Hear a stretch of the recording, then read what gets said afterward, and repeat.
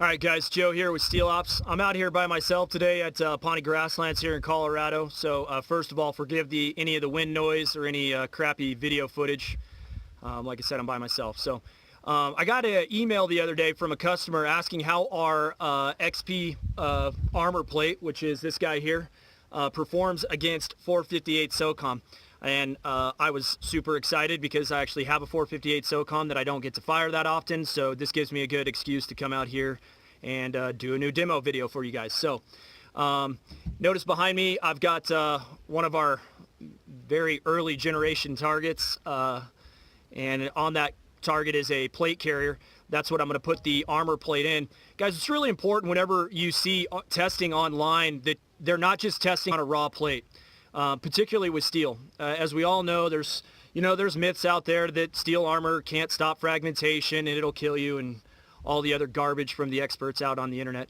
But particularly during testing, it's important that you put an armor plate in an armor carrier. That's the only way to really see the fragmentation. It's very easy to hide fragments coming off a plate at 2,000 feet per second when all you can see is the armor plate. The only evidence of fragmentation off the plate is a plate carrier, right? So you can see where the fragmentation went. Was it enough to cut through a plate carrier? And if it was enough to cut through a plate carrier, it's probably enough to cut through skin, right? So if you don't get any fragmentation out of the plate carrier, then you weren't going to get hit with any. So if there was fragmentation that came out, but it wasn't strong enough to cut through the plate carrier, odds are you're still okay, right? So that's important. Whenever you're checking tests for armor online, make sure they're shooting inside of a plate carrier. That's how it's going to be used anyway, right? You're not just going to duct tape it to your chest. So in any case, I've got a plate carrier strapped to that target behind me. I'm going to take our XP plate right here, okay, curved XP plate. This is our AR600 steel plate, and we are going to be shooting 350 grain full metal jacket 458 SOCOM. I am going to be shooting that out of an 8-inch platform, so a little bit lower velocity, okay, than maybe a 10 or 12-inch barrel, but at this distance, which is going to be 10 feet, that's not really going to make a huge difference. So 10 feet is marked on the ground right here by this little thing that you can see in the picture, okay? So that's where I'm going to be standing. You'll just have to take my word for it because I don't want to videotape the tape measure, but even if it's not 10 feet, guys, it's really, really close, okay? So I'm going to load up 2 rounds of that 458 SOCOM, put our plate in the carrier, and take a shot.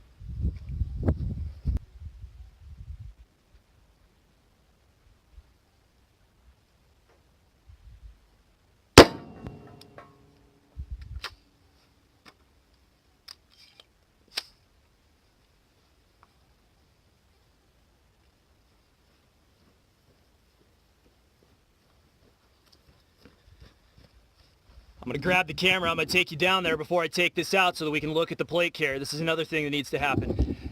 Every time there's a shot, you should walk down and see the fragmentation, if any, on the plate. So there's your bullet impact right here, okay? Now look at the carrier. There's nothing coming out, no fragmentation, no tears, nothing coming out the bottom. Nothing coming out the top. It's 350 grains of ammo, folks.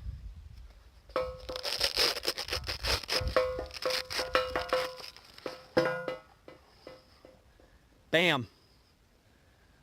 As with all of our test videos on armor, we want to check the sides and the edges. So I'm going to try to hold this up so you can see the edges. There's no cracks. Okay. No fragmentation coming out. Backside. Money, no back face deformation. Look at that. Okay? Let me see your composite armor do that. Anyway, so there you have it. That was 10 feet, 458 SOCOM.